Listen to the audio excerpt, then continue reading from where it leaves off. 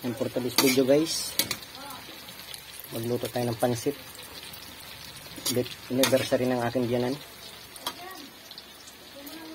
Ayan ang aming simpleng handa lang. Ayan guys, lumpia saka kardereta saka bupis. Ayan, yan ang aking biyanan. Balik na naman tayo dito guys sa ating niluluto.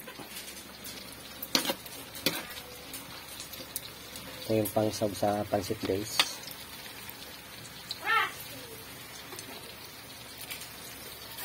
Tokwa.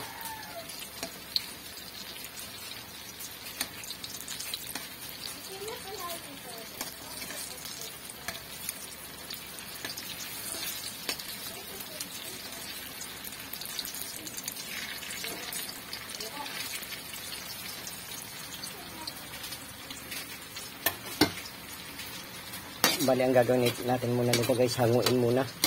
Kaya maliit lang yung ating kawali. So, pwede na yan.